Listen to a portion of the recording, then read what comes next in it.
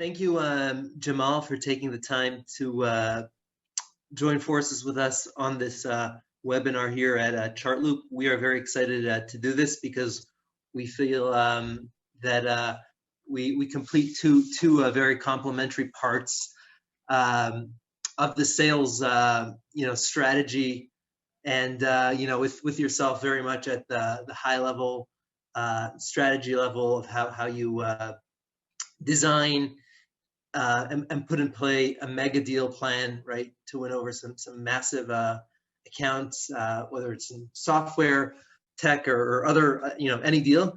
And then with, what we do at ChartLoop is really enabling that at the bottom with stakeholder intelligence to power those conversations, building those relationships, and getting to those mega deals.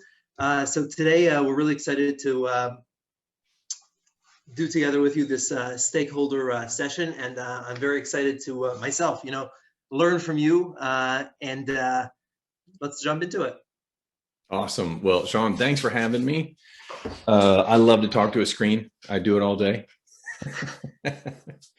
And I see that folks are coming in. It looks like we got about 20-ish folks in. So the topic for the day is stakeholder intelligence.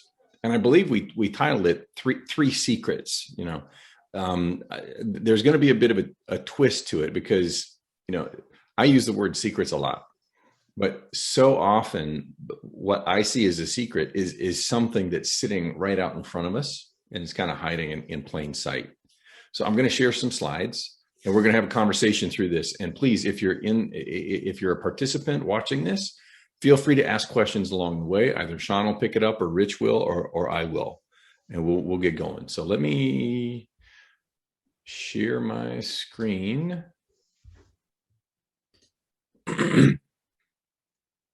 Okay, are you seeing the deck? Okay, Yes. good. So let's just jump right into it. So here's what we're going to cover today. And the content is going to be probably a half an hour. We wanted to make sure that this was nice and tight to fit within an hour with Q&A because as sellers, we've got an awful lot going on and we can't probably spend more than an hour at this. So here's what we're going to do today. Firstly, we're going to talk about the big picture. What are the three secrets or the three buckets that we need to start the planning and strategizing to do a deal of size, a real enterprise deal, a mega deal, something that's uncommonly large. So we're going to delve into those three areas, but we're really going to focus on one, which is the stakeholder piece. And the stakeholder piece starts by the obvious question, who are the key stakeholders within our major accounts? Or if we're focused on one account, who are the key stakeholders in that one kind of prime account that we're going to try to craft a mega deal? The next section I call the King's Court. And that's basically the people who are around that decision maker or that small group of people who really carry kind of the most votes in any major decision. Who are the people who are around them, who influence their thinking or can help us come to understand those stakeholders better? Then we dive deeper. In doing the post and kind of getting ready for today, I said that it's not enough to know a name and a title. We need to dig an awful lot deeper to understand what are their MBOs for the key stakeholders. What are they trying to achieve either for the year or if there's a specific project at play? What are their motivators and what influences, where do they consume content or ideas in influencing or kind of focusing their opinions of the world? Then there is the entire political landscape. I oftentimes use the analogy of Game of Thrones when it comes to doing large deals and large accounts. There's these fiefdoms, there's these smaller kingdoms within the bigger organization, and each one of them have their kings or queens. And there's, everybody's vying for fulfilling their drivers or satisfying their motivations. And so understanding that landscape is really, really key because it takes an awful lot of people to buy in to do a deal of size. And then after we talk about these things in kind of which are the different areas of stakeholder intelligence, then we'll get into how to execute your stakeholder intelligence plan. Sound good? Okay, let's jump right in. Before I start, are there any questions that I need to address? Any questions coming in the chat yet? Nothing's up. Not yet. All right. So here's the big picture. These three secrets, right? These three buckets of areas that we need to do our intelligence work. Firstly is the stakeholder group. That's really the topic for this hour, which are who are the key decision makers and influencers in mega deal decisions. But secondly, there's a whole nother layer of intelligence, which is to understand their business, their recent performance, the competitive landscape, market influences. Sometimes we got to understand where interest rates are going to understand what's the impact of that on a company and how could it impact decisions about a solution that you're trying to engage with them about. And then the third layer of this cake is, so far and away, the vast majority of people who are interested in the content that I produce and presentations like this are in the tech world. So we're either SaaS sellers or tech sellers, be it AI or infrastructure, So with that assumption in mind, the IT lay of the land is a third leg of the stool that would round out our intelligence work. We need to understand what's the architecture like within this organization. What's the infrastructure based on? Is it cloud? Is it multi-cloud? Do they like microservices? Do they have a whole bunch of legacy on-premise stuff, et cetera? And then other areas like, are they of the build or buy culture? Some organizations see it as a strategic differentiator to actually build their own software and tech. I know it's crazy. I completely disagree with it, but I'm biased. I'm in the tech vendor world, but that's the third layer of the cake. So business and IT will be topics for another day. And today we're really getting into the stakeholder part of the intelligence work. Now, let's just do some level setting. So who are the key stakeholders? The key stakeholders are the people that hold the keys to the kingdom, the kings and queens of these little fiefdoms and kingdoms that we keep talking about. And they have key dimensions or key characteristics, some of them and sometimes all of them. So at one level, they may have outright decision-making power. So they can give a thumbs up or a thumbs down on a decision to be able to fulfill something that they're accountable for. They could have influence. They could be a part of a steering committee or a small group that have been assigned to kind of shepherd a decision-making process. They may have budget. They would be the budget holder that would pay for any project that you're trying to kick off.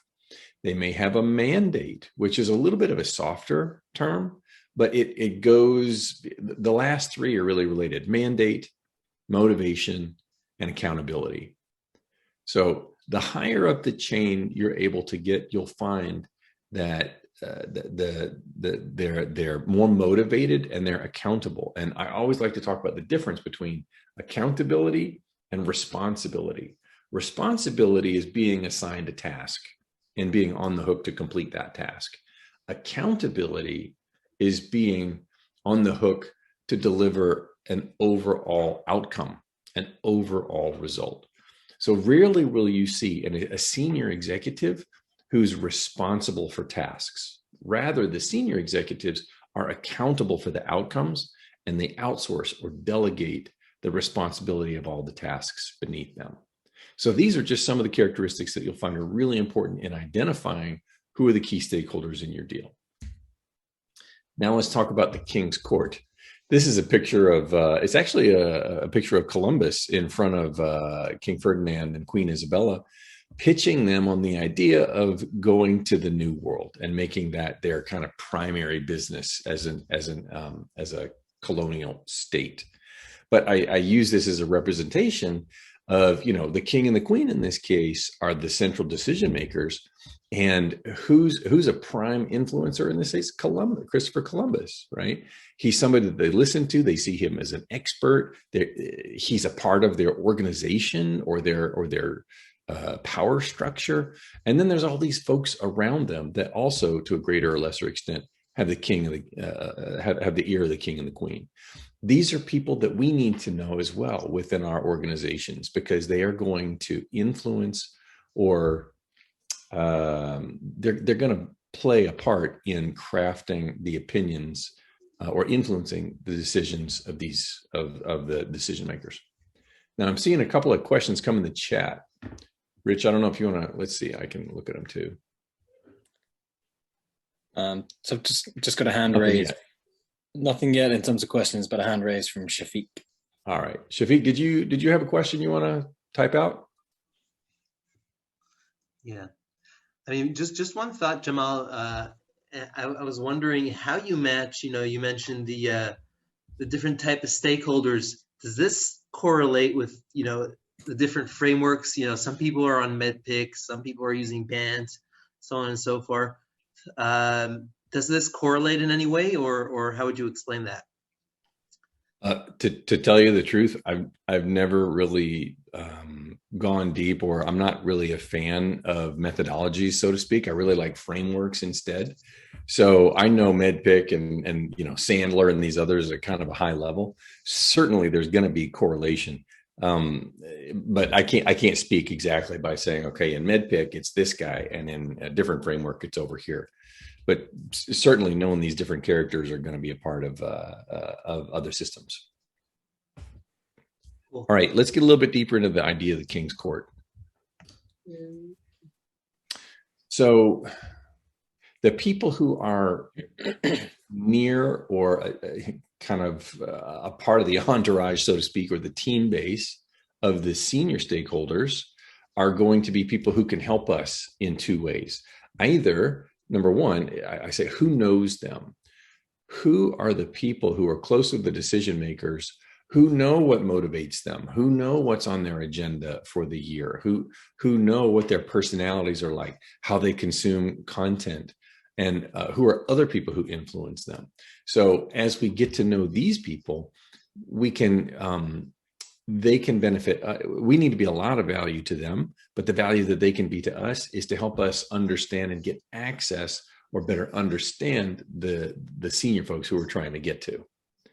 The second type of courtier, if you would, a member of the court of these kind of senior folks, are people who the senior people listen to. So in the analogy I was talking about Columbus, we're looking for the Columbuses within the court of whatever account you're trying to work through.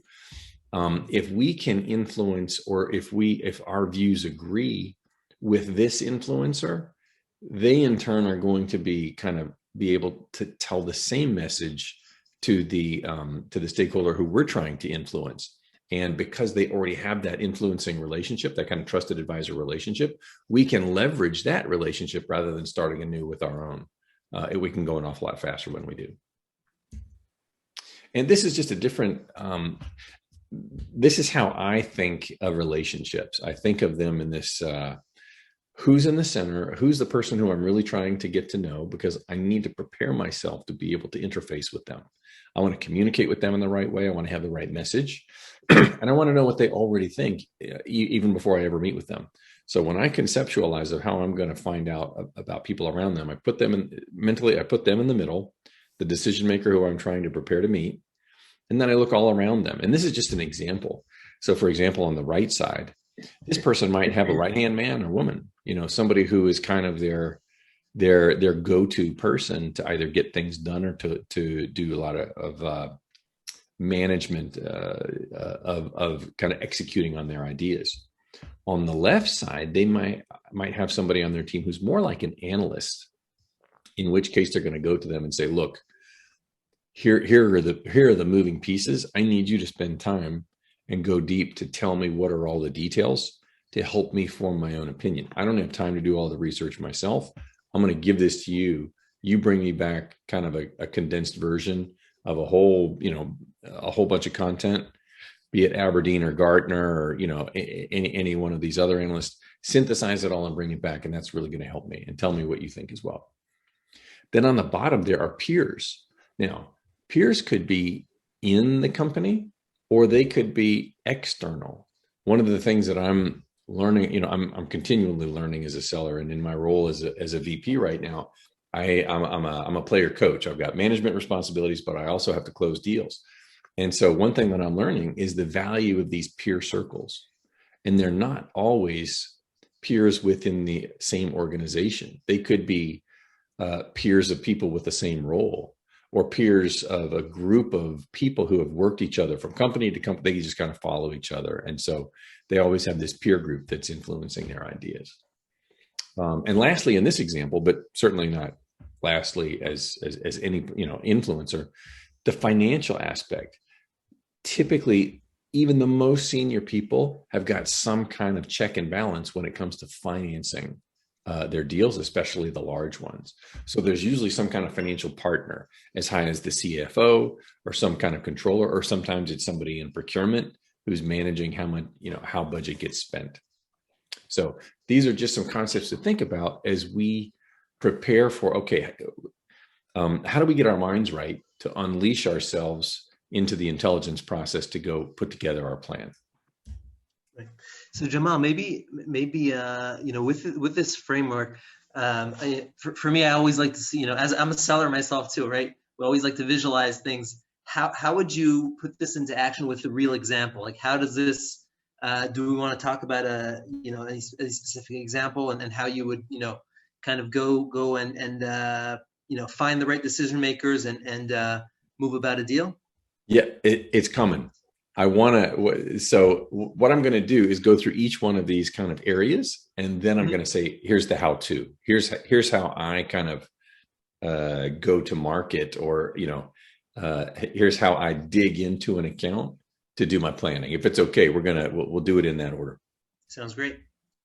Okay. Fourth is how do we conceptualize coming to understand what motivates the seniors, the stakeholders that we're looking to influence. These are just 4 concepts, and there's more, but these are kind of the major ones.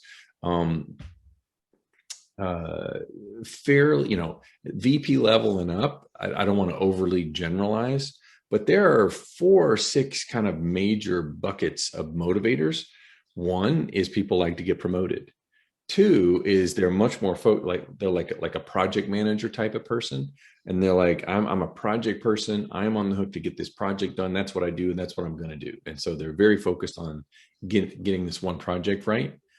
Others are motivated by compensation, and they're always watching their MBOs and how do I work my my plan that I've been given, whether you're a seller or in management or whatever. How do I work my plan to hit all of my kickers to get my bonuses or commissions or whatever it is? And lastly, for this example, is recognition. Some people, they want to do a good job, and then they want to get a pat on the back, either from their boss or from their team or from their company or from the industry. And again, it goes back to kind of those peer circles. So these are things to consider. And again, I'm going to talk about how we get there in a bit. Lastly, lastly is the politics. And the politics is kind of it's an outcome of all of these people's motivations. As each one of the players or groups of players endeavor to satisfy their motivations or achieve their goals or work through their drivers, they're going to sometimes be in concert and other times be in conflict. And the kind of interplay of those concert and conflict realities kind of constitute the political landscape within an account. And typically it's things like, the higher up the chain that you get, more and more people are fighting over territory. In the corporate world, one of the ways that you climb the ladder is you get a bigger and bigger territory or patch, or kind of your kingdom starts to grow. You have more people who report to you. You're covering more responsibilities within one line of business. That's a big set of drivers that causes a lot of political friction from time to time. Another is currying favor from people who are more senior than you, either your direct report or your direct manager, or 2 or 3 levels above. People are trying to look for exposure, etc. Now, let's get to the how, Sean. This comes back to your question on how do we actually do some of this stuff? Well, let's start from the obvious, and then we'll move into kind of the stuff that gets a little less than obvious. So, and I teach this in my master class. There are 2 levels of how to dig deep and do intel work. And you can go deep in both of them. And one's the public and one is the non-public. And then the public, it's the stuff that we already know how to do, but I just need to level set, because that's, even if it's obvious and even if everybody knows about it, we still need to do it because it's so foundational. So going to the financial press, I spend time on YouTube. I do searches. YouTube is the second biggest search engine in the world after Google. I do a lot of searching on YouTube for the stakeholders who I'm chasing or who I'm trying to get to know. And oftentimes it'll be interviews or kind of video press releases, so to speak. And then I set Google alerts either for the company or for the individual people to see if they start coming up in the general media. And then annual reports, quarterly reports, etc. Again, this is level setting. I'm not telling you anything you don't know, but it's a big part of bringing in the voluminous amounts of intel about the stakeholders we care about. Yeah. Then where the real magic, this is a whole, I mean, we could spend like 5-10 hours just on this piece alone, how to do it. But yeah, it's good to put it in focus. Yeah, no, definitely. Now, in my experience, the magic really happens with the non-public channels to do intelligence work on our accounts. Far and away, where I overinvest is in warm introductions. Warm introductions to the members of the court of the king or the queen, so to speak. Warm introductions to the key decision makers or the stakeholders themselves. And when I say that I overinvest in that, some of them are listed here. So when I say current contacts, that's assuming that we've already got some level of connection and people who we know, contacts within the account that we're trying to learn more about. If we don't have those, we don't have those. But whether it's spending time with current contacts or with partners, system integrators, management consultants, kind of functional or IT consultants, there's a massive ecosystem out there. And the more that we spend in time investing in those relationships, I'm working one account right now, which is a massive account. And I didn't have much experience with it throughout my career, but I knew a guy who's a partner at a really big consulting firm, and he's been working with that company for 10 years. And he just, because we had a good relationship, he just kind of laid out, here's everything that he understood about these kingdoms within the Game of Thrones concept, right? And my level of understanding of the organization and its players just went to a level that wasn't quite where his was, because he had the 10 years of experience.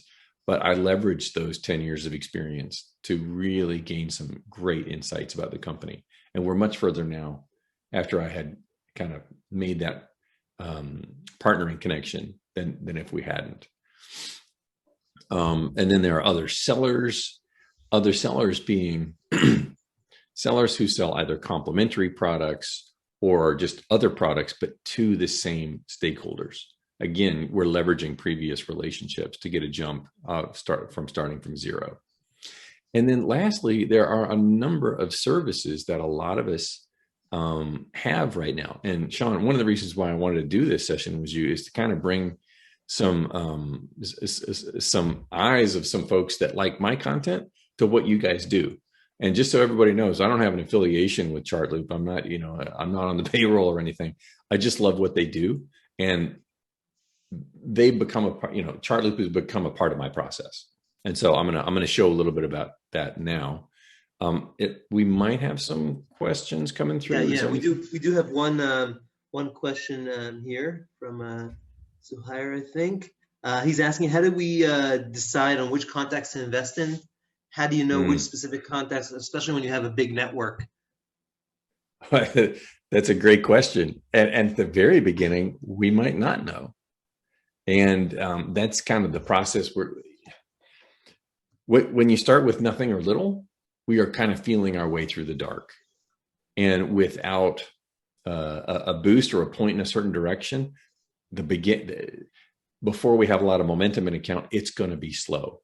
Now, the way that I make decisions about who to spend time with are either the directional intelligence I'm able to get from people who already know them, right? So she's important and capable. He's important, but not terribly capable. And, they kind of point out the people and where they fit. And people who already know the lay of the land can help say, these folks make sense to spend time with. These folks, not so much. That's one way to do it. But if I don't have that, it's going to be trial and error. Through conversations, you can kind of pick up either how much they know or how interested in they are, et cetera.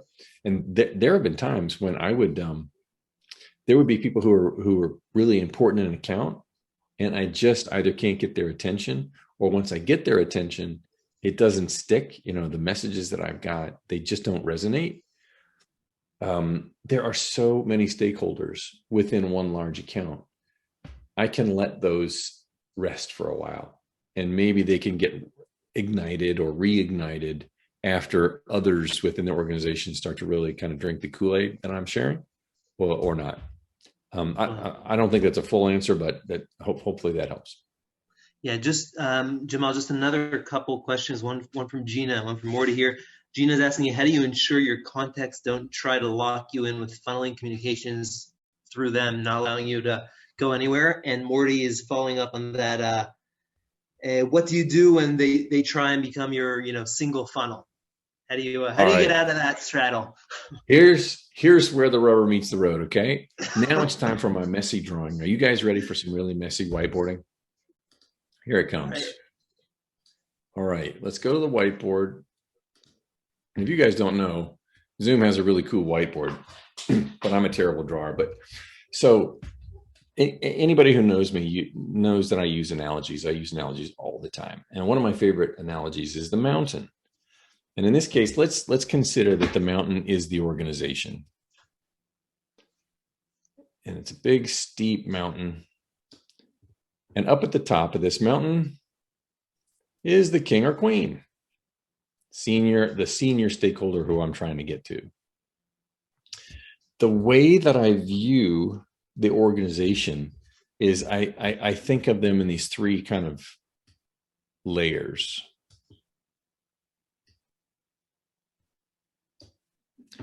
Down here, let's see if I can do this. Down closer to the bottom are my good friends, the worker bees. The middle tier is just that, middle management.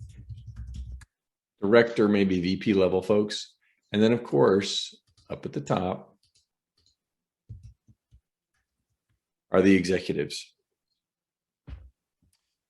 And I always tell this story too. So the way that I got my start in sales was door to door. I used to sell books door to door. And I lived in I was from North Carolina. That's where I went to university. And every summer they'd ship us off to some other place. So I'd go to the Midwest and with a team, and we'd be selling 80 hours a week all summer long. And the first summer I absolutely sucked.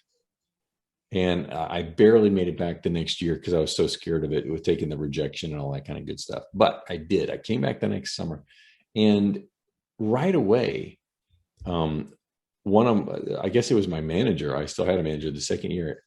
He suggested that I follow somebody who really did well. And so I just took off on a day of my own, and I followed this one guy for a day. And the thing he was killing it, and he killed it all the time. And the thing that he did, he'd knock on the door. We always called, the generic customer Mrs. Jones, right? And a Mrs. Jones would answer, and he would say, "Hey, Miss Jones, I'm so-and-so, and I'm from North Carolina, and we're up here for the summer sharing something that a lot of the kids are going to be using for school next year." And then they'd say, "By the way, weren't you at Ira B. Jones school last year?" "Yeah." "Well, do you know so-and-so and so-and-so and so-and-so? These are all the kids who are going to be using it." And he just rattled off name after name after name. And he kind of had a little of a grid on a set of like index cards of each class in each school. And as soon as he could identify who the kid was, He just kind of listed off all of their classmates who had bought books from him. And immediately there was that sense of familiarity and, okay, I don't know this guy, but he knows all my friends, so he must be okay. Somehow I've translated that strategy into enterprise sales. So who was it, Morty's question, or whose question was it about how do you not get stuck with one thing? Gina. So Gina, the way that I do it, if number one, I overinvest in trying to get a warm introduction. And and if I don't get that, I have to do cold calling. But either way, the conversation goes something like this. Hi, Sue, it's great to be introduced by somebody to you, or it's cold call and you introduce yourself, etc. And pretty immediately I say, I'd really love to get your opinion on something, because I'm speaking with a number of folks in your business unit, like so-and-so and so-and-so and so-and-so and so-and-so. And I'd really like to get your input on this idea. So what we're talking about is, and then I talk about whatever the nature of the business problem is that my solution solves. But by starting the conversation that way, number one, I become I kind of give myself a little bit of credibility by knowing the people around this person. And number two, it becomes fairly evident to them quite quickly that there's no way that they're going to be my main contact, because I'm already talking with other people. Now, we have to be completely truthful. And so oftentimes when I talk about this strategy, some people say, what if you don't know anybody? And you mention all these names. Well, I don't say that I have spoken with them. I would then say, I've got a list of folks that I'm going to be speaking with in the next week or so, and you're the first one that I've been able to catch. But it still works because you're naming people that they know. So I've had a lot of success with, as long as everybody knows that I have a number of people to talk to, I kind of, flit and float between them, such that I don't go deep on one conversation and get locked into one person that way. Nice. So tactically speaking, that's something that saved me from getting locked in quite a lot. That's number one. Number two is by assigning people on my team to also interface with other people. Now, what's a good way to manage this? So even though my goal is to get up to, let's say, an executive level, or at least at the very top of middle management, this is kind of my target zone. I do a whole bunch of research down with the worker bees in the middle management using this tactic of saying, hey, I'm talking with a lot of people about this one business issue. I don't say what I tell them. It's not like I hold back what I'm selling, but that's not the focus of the conversation. The focus of the conversation is something that's going on. And as we talk, inevitably details start to come out bit by bit. And I just keep a running track of all the details. And then I share those details in every further conversation. For example, the name of a project that's going on. Oftentimes they'll say, yeah, we have a project and it's about this and this and that. When I work with individual contributors, I'm shocked with how many individual contributors don't stop and ask, hey, does this project have a name? Yeah, it's Project Mustang. Everybody gives their own internal names to their projects because they're doing so many projects, they got to know which one is which. So the more company speak that we can become familiar with, the better off we're going to be in our ability to kind of credentialize ourselves. How we do? I don't want to ramble too much. Are any questions coming up, or should I just keep going? Yeah, so far, yeah, we're good. Okay. So basically what I'm doing is I do all my preparation down here, and I don't want this to come across the wrong way, but the way that I kind of think of these folks, let me draw. There are so many worker bees. I don't know if you can see these, but these are like individual points, It's like sand on a beach. There's just so many individual contributors who you could spend time with. But if you're going to try to, fill your vessel quickly, you want to put boulders in there. You don't want to just take little grains of sand along the way. Middle management are, they're kind of like stones that are a little bit bigger. They got a little bit more mass to them. And then the executives are like big rocks, That's why I focus on getting as high as I can, as quickly as I can. But oftentimes what I wind up doing is getting kind of ground truth detail at the lower level about what the real problems are at the shop floor. And then I start to discuss those problems or those realities with middle management. And that's where a lot of the intel comes out about if there are projects, or who is accountable for these kind of outcomes, or who is accountable for the worker bees who are feeling these pains. So I'm very focused on getting as high as I can, as fast as I can, but it's not necessarily a direct route. Oftentimes I have to do a lot of this groundwork, and that's the intel work that we're here to discuss today, is how to go about doing it. So now, this can take a long time.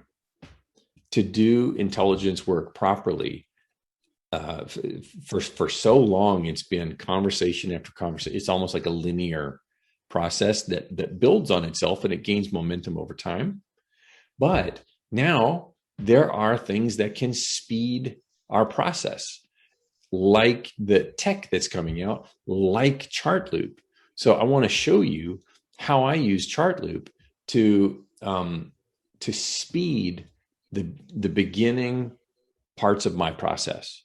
Now, before I switch over and do that, did I just see a question come through? Yes, let me, just 1 second, a bit of a long one. The project name is huge. Once you know that you're starting to get into the tribe, any lingo you can start using that mirrors them is powerful. Example, Yes. calling moviegoers fans as opposed to customers. You start walking around with a language that like, ooh, sorry about this. Skyrockets trust in you. Awesome. Okay, let me. Is that from Ron? That's from Ron. That's from Ron. Ron, moviegoer, Yeah. Massey. Good to hear you, buddy. Okay, let me switch over to, okay, so I'm sure some of you have seen, I did a few posts, I don't know, a month or a little bit more back about getting a lay of the land and sharing that internally, and sometimes with customer too, through organizational charts. I'm a huge fan of organizational charts. And every time I do a QBR, or I'm working with one of my own executives to enlist their help in working with the executives at one of my customers, I always have some kind of briefing document, or a quarterly business review deck of some kind, and I always keep it to 10 slides or less. The higher up the person I'm talking with, the less detail you want to go to. You want to keep it very impactful. I always, one of those slides is the org chart around the person or people who I'm trying to either match them with or who are key to a decision. Now, normally it takes me weeks or months to piece together a really good org chart. And it comes from that one by one this linear process of going conversation by conversation up the mountain. Or if I'm given warm introductions from some people in my network, I need to know the context about where they fit. And sometimes they know exactly who the right person is, but they don't know who's around them. They don't know who reports to them, and they don't know who they report to. They just know that one person.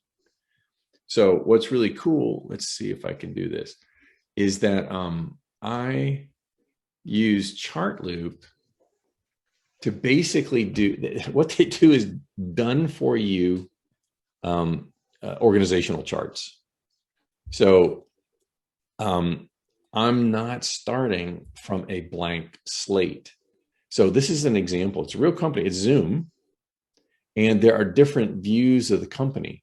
So what I'll do is I'll go look up a company that I'm interested in doing some work with, and I will just go to Chartloop, and bam, it just gives me either, I don't know, this one we're calling the growth org, which is basically management at a couple of senior tiers.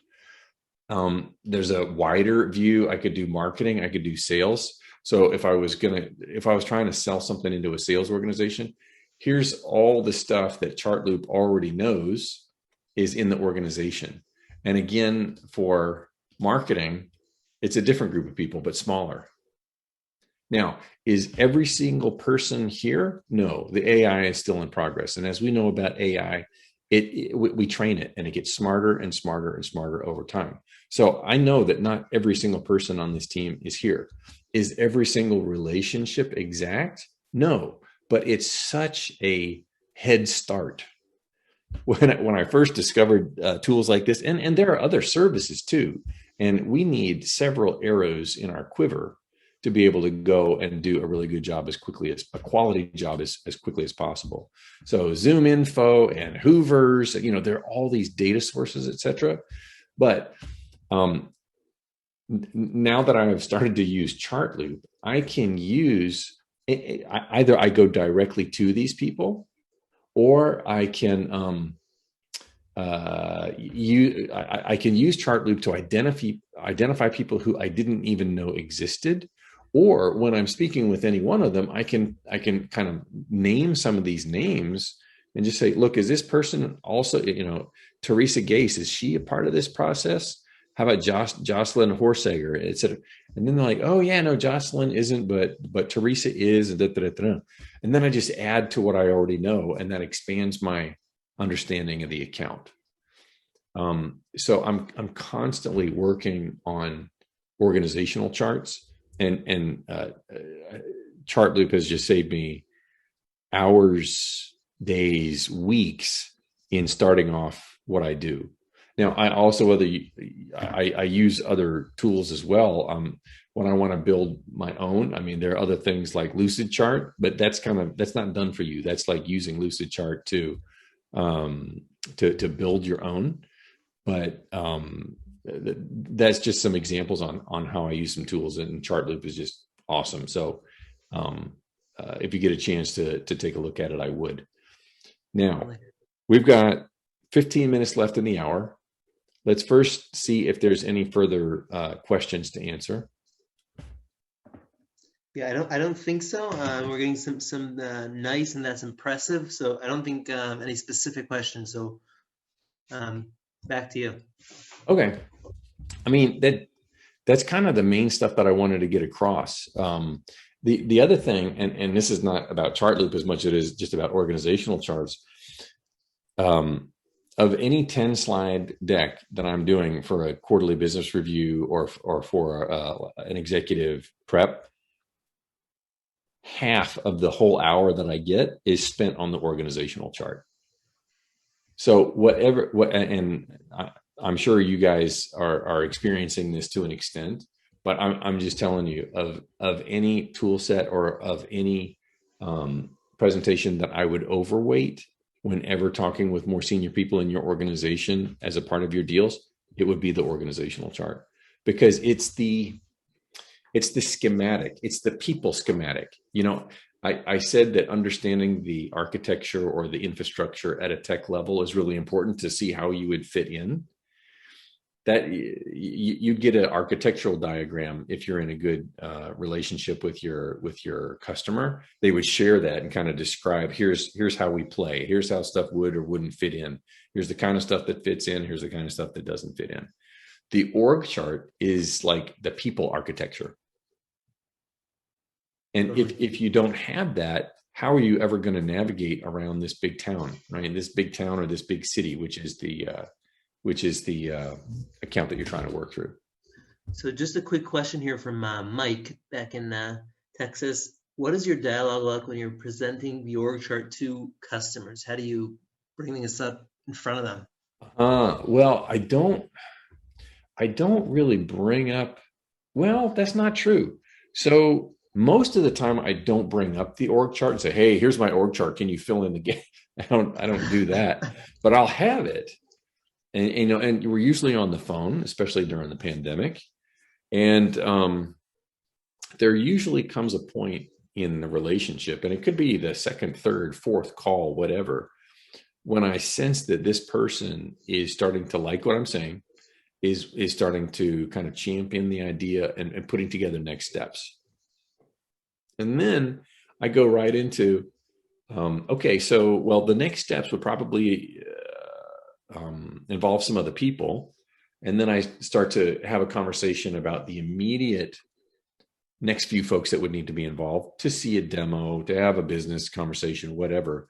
But then I also step back and I say, if this next meeting goes well, what happens next? And then what happens next? So can you just kind of lay out for me how you guys make decisions about technology?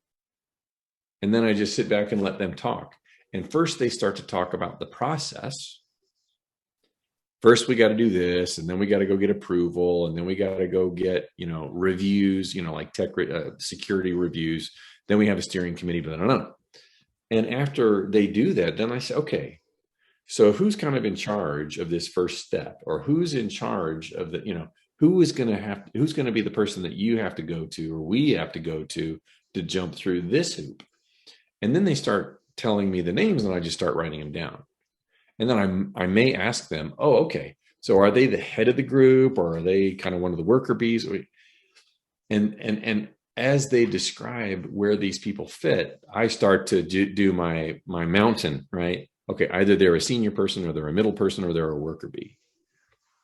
And through a few conversations like that, the org chart starts to come together. Now, I don't ask right off the bat, okay, who's that person, and who reports to them, and who do they report? You don't want to get too detailed right off the bat, but this is the process is iterative. You get a few details in one conversation, and you go on to business as usual. Then you have another conversation, maybe with the same person or a different person. Then you ask the same questions to see if you get the same answers. It's all filtering, Yeah, calibrated questions, Mike. That's exactly right. Hey, Jamal, so just a follow-up for me, and I've experienced this with myself. So you have a conversation going with one or several stakeholders, and so to speak, you have green light, and whether it's security or procurement. But then suddenly, 2 months in, there's this demon, right, who pops into the picture, and I'm like, okay, guys, hit the brakes. So my question to you is, how do you avoid this? And instead of waiting 3 months into this deal, how can you actually maybe use, organization like intelligence or through your stakeholders to actually identify that potential blocker, so you don't get stuck? So sometimes when I ask them these questions about what happens next and next and next, if I don't feel like either they're being forthcoming, or I'm not sure how much they know, or whatever, I start to throw in some suggestions, such as I'm just looking at the org chart, and I'm like, is this ever going to get to Ann's level? Ann who? Ann Sullivan. Oh no, she's a senior vice president. We don't have to go up to her. Well, when would it go up to? Well, it's got to be over $50 million to get. Oh, okay. So, when you have an org chart, especially if it's one that's done for you, you don't even know who these people are. You start to check, and you send up little what do you call them? The tester balloons or whatever. Flares. Yeah, flares, and you kind of spot check a little bit beyond what they're either willing or able to tell you. And sometimes you can lead them to a conversation that includes a lot of these blockers. If you have a coach, if you have a champion, somebody who's really on your side, they're going to be more either able or willing to tell you. But yeah, you got to start getting there with leading questions. And sometimes it's really a matter of, okay, so it sounds like you like it. Sounds like your manager likes it. Who is not going to like it? Who do we have to be aware of? Who do we have to go show the value to? That's a different question by saying who's not going to like it. Sometimes you can get away with that, if you're on really good terms. Or you could say, who are folks that you think that They just don't know what it's all about, so they might say no if they don't know. Totally. Those are some of the questions, how I do it. Fantastic. Okay, I see our audience is a little gun shy today. But that's okay. I mean, we spent a good we're almost at the top of the hour, so that's awesome. Guys, do you have any other related topics that you want to talk about as we wind down the hour, because we have a little bit of time? Okay, good. Now there'll also be a what's that? Let's see what we got going. See, how do you prepare to meet with the C-suite from Nissan? And also, see WhatsApp chat. I think you might have gotten a question. Yeah, no, I just saw that. So what was the question that you just? How do you prepare to meet with a C-suite? Nishan, are you talking about my C-suite or the customer C-suite? I'm assuming you're talking about customer, yeah? I think he's talking about customers. Yeah. So the way that I do it, so number one, I do all the stuff that I just said I did. And I actually focus on the executives themselves, but I need to know the backstory. Like if I'm meeting with a senior vice president and there are 4 other senior vice presidents, collectively, they're going to be on the hook for what I call the core imperatives, the 3 to 5 things that the company has got to get done this year. It's the stuff that the CEO talks about on their analyst calls. If they're a public company, they're the stuff that they go on and talk on Squawk Box if they're interviewed by the financial press, etc. And I really go as deep as I can into those topics. But if I'm also meeting with the C-suite, I want to bring somebody from my C-suite. I'm a huge proponent of executive to executive dialogue. And so I do a lot of work to match and find the right match. Who on my executive team is the right person to meet with this person or this subset of their C-suite? And sometimes, I'll do most of the legwork to prepare the deck, and I will get as much of the little sips of time that I can get from my own executives to do the preparations. And the other thing is I never prepare I never do like the most important preparation more than a week before the meeting with an executive, because executives are just so busy. If you prep them more than 7 days, more than 5 business days ahead of their meeting, they're going to forget the whole prep. They're going to forget everything you told to say. It's just gone. So you might have a couple of sessions here and there just to kind of warm them up. But the prep with the 3 key messages, I never give an executive more than 3 key messages. Sometimes it's just 1. And the prep that I do is just plain Jane, maybe like the day before. That for me, the day before is the best time to do the prep, 1 to 2 days before. So I hope that helps. Now, all this stuff, it's really interesting. The direction of these questions is going deeper into like the money zone, like talking about executives. I don't want to make too much of a pitch for that now, but this is the stuff that we get into in my coaching program. If you want to know that, you can find it at megadealsecrets.com. I don't want to say, that's not what this is about here. But if this is the kind of stuff that you really want to get into, you might want to take a look at that and see if there's something that you want to look at for now or for later. But for now,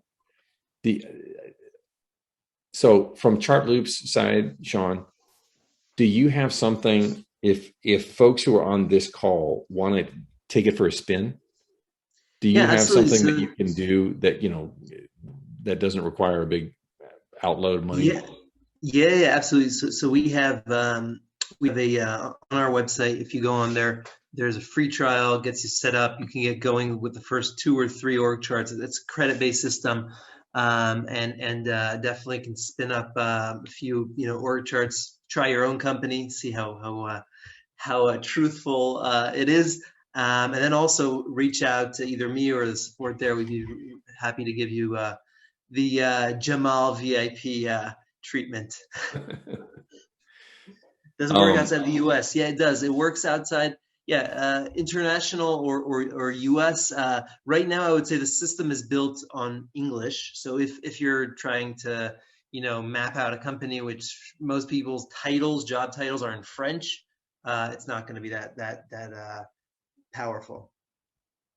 Is the data well, it's a lot of, okay, the chart loop can is that worms are at the can. So no, the data isn't shared. We the way it's made, it's we use search engines to source the data, and then we visualize it to you. But it doesn't get shared. Down the line in our R&D, we might do crowdsourcing, but that's a while out.